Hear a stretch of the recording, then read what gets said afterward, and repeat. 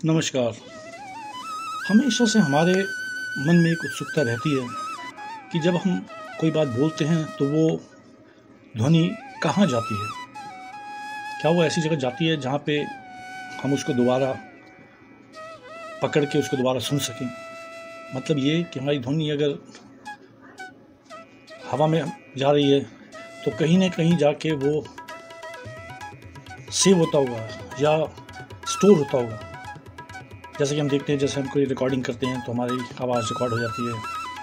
तो इसी तरह ये ध्वनि भी जब हम बोलते हैं तो वो हमारे मुंह से निकलने के बाद कहीं ना कहीं जाती है और हमारे मन में हमेशा ये उत्सुकता रहती है कि क्या हम जो बोल रहे हैं, क्या आज से कुछ सालों के बाद वो हम दोबारा यूनिवर्स में जाके उसको ला के क्या उसको सुन सकेंगे।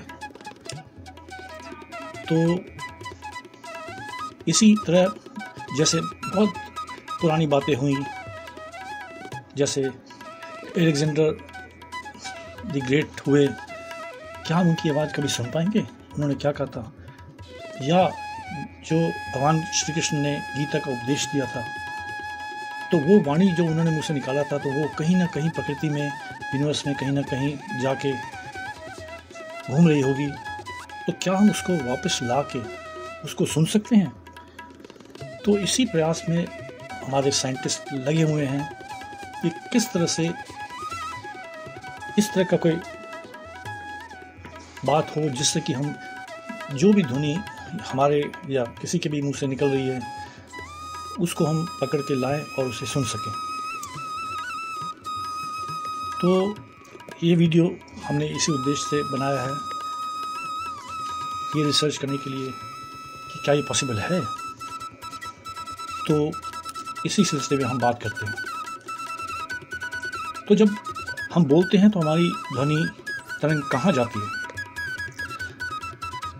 तो हम ये पढ़ चुके हैं कि ये जो ध्वनि तरंग है ये ऊर्जा के रूप में हवा में यात्रा करती हैं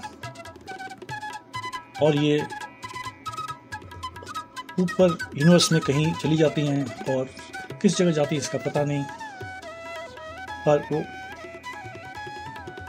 ध्वनि तरंग जो है कहीं ना कहीं जरूर जाती हैं और इकट्ठी होती हैं या घूम रही हैं। स्वर कंपन जब हम बोलते हैं तो हमारा स्वर यंत्र यानी वॉइस बॉक्स में हमारे स्वर कंपन होता है, क्योंकि हमारे फेफड़ों से हवा उस पर गुजरती है और ये कंपन ध्वनि तरंग बनाते हैं, साउंड वेव्स बनाते हैं। और ये साउंड वेव्स हमारे मुंह से निकलते हैं और हवा में सफ़र करते हुए जब किसी दूसरे व्यक्ति के कान में पड़ते हैं तो वो कान उसे दोबारा प्रोसेस करके, और ऐसा लगता है कि वो उसने हमारी बात को सुना और समझा। अब हमारे मुंह से जब ध्वनि तरंग निकल रही हैं तो ध्वनि तरंग यानी साउंड वेव्स हमारे मुंह से जब निकलती हैं तो वो सभी दिशाओं में फैल जाती हैं। इसका मतलब ये हुआ कि हमारे चारों तरफ अगर आदमी हैं तो ये हमारी ध्वनि तरंग चारों तरफ जाती हैं और हमारे चारों तरफ कोई भी आदमी है तो उसको वो सुन सकते हैं। तो इसका मतलब ये हुआ कि ध्वनि तरंग हवा में सफ़र करती हैं, हवा के माध्यम से यात्रा करती हैं और हवा को एक माध्यम बना के सफ़र करती हैं। वायु के कण स्वयं महत्वपूर्ण रूप से गति नहीं करते, इसके बजाय वे उस दिशा में आगे पीछे ले जाती हैं साउंड वेव्स को, जिस दिशा में ध्वनि तरंग यात्रा कर रही है। अब साउंड वेव जब हवा में सफ़र कर रही हैं तो वो अलग अलग ऑब्जेक्ट्स और अलग अलग सरफेस से टकराती हैं और वहाँ से रिफ्लेक्ट होती हैं और कुछ साउंड वेव का एनर्जी जो है वो सरफेस या ऑब्जेक्ट एब्जॉर्ब कर लेता है और बाकी साउंड वेव एनर्जी जो है वो उसको ट्रांसमिट करता है। तो इसका मतलब ये हुआ कि अगर सामने कोई ऑब्जेक्ट आ गया और हम बोल रहे हैं तो वो उस ऑब्जेक्ट से टकरा के कुछ पोर्शन उसका एब्जॉर्ब होगा, बाकी जो एनर्जी होगा वो वहाँ से रिफ्लेक्ट होकर दूसरे के कान में पड़ेगा और वो उसे सुन सकेगा। यानी ऑब्जेक्ट अगर सामने भी रहता है या कोई सरफेस सामने भी है और उसका की तरफ मुँह करके हमने बोला है तो हमारे पीछे आसपास वो आवाज़ पहुंच पाएगी। अब ये साउंड वेव जब हमारे कान तक पहुंचते हैं तो हमारे कान के अंदर जो मशीनरी है वो उसे प्रोसेस करती हैं और वो प्रोसेस करके सिग्नल को ब्रेन तक भेजती है और वो ब्रेन उसे समझता है और समझ लेता है कि इस आवाज़ में क्या बात छुपी हुई थी, उसको पूरा पढ़ लेता है। इसका मतलब कान से जब साउंड वेव गई तो वो इलेक्ट्रिकल सिग्नल में कन्वर्ट होके ब्रेन में जाती हैं और ब्रेन उसे प्रोसेस करके समझता है कि भाई क्या बात है। अब बात है कि ध्वनि तरंग जब बनती हैं तो वो कहाँ पे जाके स्टोर होती हैं या कहीं जाके स्टोर होती हैं भी या नहीं। जब हम बोलते हैं कि ध्वनि तरंग निकलती हैं तो वो उसको हम बोलते हैं वो जनरेट हुई और प्रोपेगेट हुई और हमारे आसपास के मीडियम में रियल टाइम में वो जाती हैं और वो कहीं एब्जॉर्ब हो जाती हैं या ख़त्म हो जाती हैं। पर क्या ये सही है? क्या सचमुच जो है ये जो हमारे साउंड वेव्स हैं वो बिल्कुल ख़त्म हो जाती हैं रियल टाइम में? अभी जब साउंड वेव्स सफ़र कर रही होती हैं तो उसमें इंफॉर्मेशन होती हैं जैसे कि पिच, वॉल्यूम, टिम्बर, वॉइस का टिम्बर और स्पेसिफिक वर्ड्स और साउंड जो हम प्रोड्यूस कर रहे हैं। तो हमारा ये मानना है कि जब भी साउंड वेव प्रोड्यूस होती हैं तो वो एयर में ट्रैवल करती रहती हैं जब तक कि उसको कोई ऑब्जेक्ट या कोई सरफेस ना मिल जाए। वहाँ जाके वो टकराती हैं और कुछ साउंड वेव एब्जॉर्ब हो जाती हैं, कुछ रिफ्लेक्ट हो जाती हैं। इस तरह से बार बार टकरा के वो साउंड वेव एब्जॉर्ब होती रहती है और हमारा सोचना ये है कि उसके बाद वो साउंड वेव ख़त्म हो जाती है। जैसे कि हम अगर किसी क्लासरूम में बोल रहे हों तो वो साउंड वेव दीवारों से टकरा के फर्नीचर से और भी जो चीज़ पड़ी हुई हैं उससे टकरा के उसमें एब्जॉर्ब होती रहती है और धीरे धीरे वो हमारा मानना है कि वो ख़त्म हो जाती है। अब जैसे कि हमारा कोई डिजिटल डाटा है वो जब हम भेजते हैं तो उसको दूसरी जगह उसको हम कलेक्ट कर लेते हैं और उसको हम प्रोसेस करके दोबारा से उसको यूज़ कर सकते हैं इंफॉर्मेशन को। पर साउंड में ऐसा नहीं है, ये फॉर्म ऑफ एनर्जी है और ये ऐसा हमारा मानना है कि ये किसी भी जगह जाके एब्जॉर्ब होती रहती हैं और अल्टीमेटली वो पूरा एब्जॉर्ब होकर ख़त्म हो जाती हैं। अब ये साउंड वेव्स क्या हैं? तो साउंड वेव जो है वो फॉर्म ऑफ एनर्जी है और जब भी किसी सॉलिड ऑब्जेक्ट पर टकराती हैं तो वो उस सॉलिड ऑब्जेक्ट के पार्टिकल को प्रभावित करती हैं और ऑब्जेक्ट वाइब्रेट करता है उसे, यानी जिस ऑब्जेक्ट पे साउंड वेव टकरा रही हैं वो वाइब्रेट करता है। अगर वो बहुत बड़ा ऑब्जेक्ट है तो वो वाइब्रेशन में नज़र नहीं आएंगी। अगर छोटा कोई ऑब्जेक्ट है और साउंड वेव बहुत तेज़ है तो हमें दिखाई देगा कि वो ऑब्जेक्ट वाइब्रेट कर रहा है। वाइब्रेशन का मतलब ये हुआ कि ये साउंड वेव जो है वो एनर्जी ट्रांसफ़र कर रहा है मटेरियल में। अब इस एनर्जी ट्रांसफ़र होने से जो ऑब्जेक्ट है इसमें क्या हो सकता है, उसमें वो साउंड एनर्जी टकरा के उसके अंदर जो मॉलिक्यूल्स हैं आपस में टकरा सकते हैं और उसमें गर्मी पैदा हो सकती है, यानी हीट टेम्परेचर उस ऑब्जेक्ट का बढ़ सकता है। तो इसका मतलब एनर्जी जो साउंड एनर्जी है वो हीट एनर्जी में कन्वर्ट होके ऑब्जेक्ट को गर्म बना सकता है, उसका टेम्परेचर बढ़ा सकता है।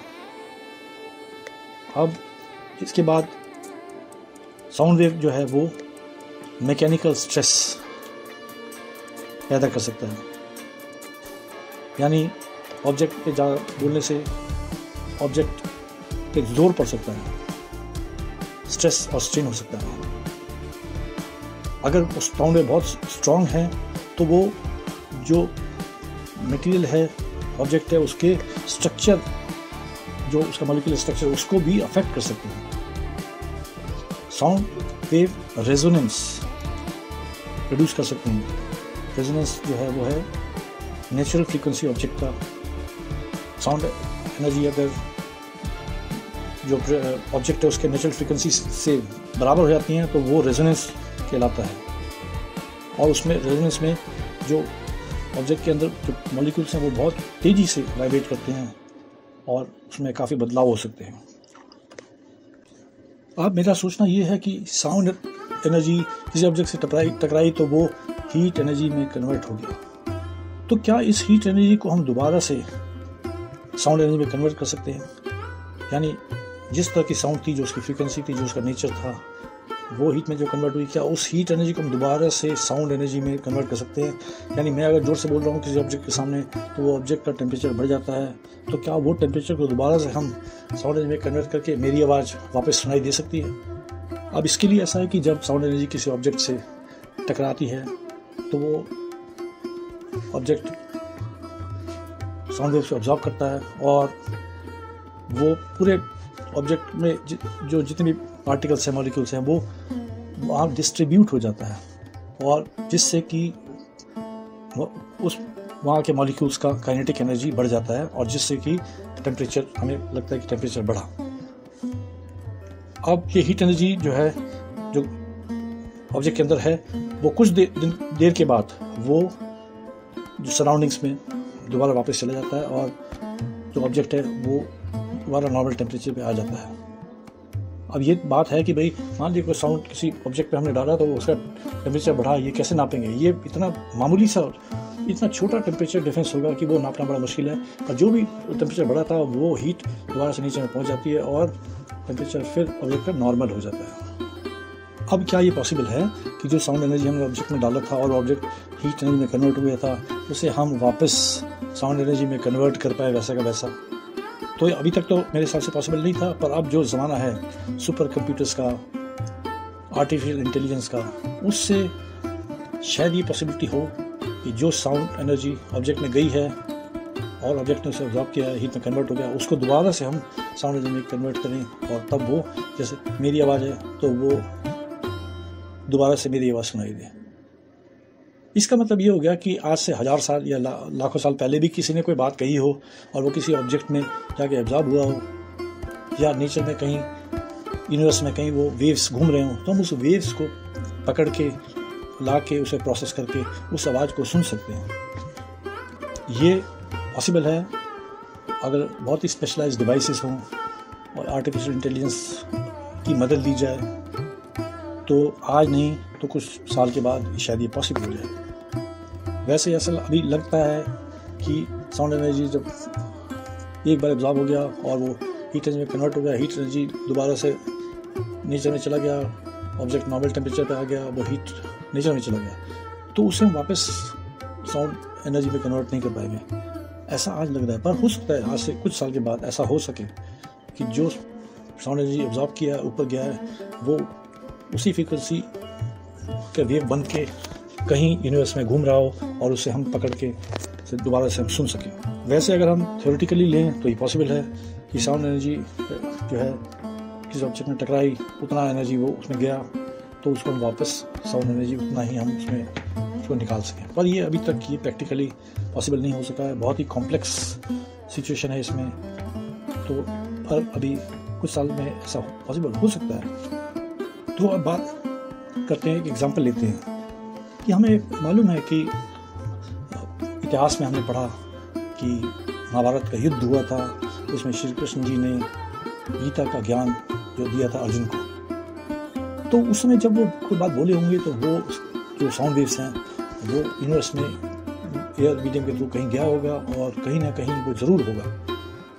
तो आज ये पॉसिबल नहीं दिखाई देती है, पर कुछ दिन में शायद पॉसिबल हो, कुछ साल में ये पॉसिबल हो कि उस वेव को हम कैच करके दोबारा ला के उसे दोबारा वैसे का वैसा सुन सकें। इसका मतलब हज़ारों साल पुराना, लाखों साल पुराना अगर किसी ने कोई बात कही है तो वो उनका साउंड वेव जो है, साउंड वेव के फॉर्म में जो है यूनिवर्स में मौजूद है और अगर हम चाहें तो उसे ला के और उसको दोबारा से सुन सकते हैं। इसका मतलब ये हुआ कि श्री कृष्ण जी ने जो गीता का ज्ञान दिया था अर्जुन को, उसको हम पूरा का पूरा दोबारा उन्हीं की आवाज़ में सुन सकेंगे।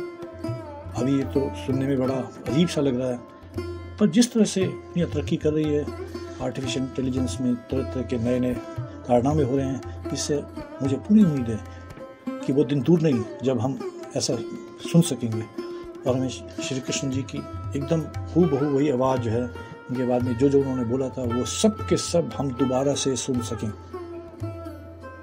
तो इसी उम्मीद के साथ कि ऐसा हो सकेगा, मैं अब यहीं समाप्त करता हूँ। अगर आपको ये पसंद आया हो तो हमारे चैनल को लाइक और सब्सक्राइब करें ताकि हम आपको आगे नई नई चीज़ें बताते रहें। वैसे भी हम नए नए टॉपिक्स पे, साइंस के टॉपिक पे और डिफरेंट टॉपिक्स पे नई चीज़ हमेशा लाते रहते हैं और आगे भी हम बहुत अच्छी अच्छी चीज़ें आपके लिए लाएंगे और मनोरंजक चीज़ लाएंगे। धन्यवाद।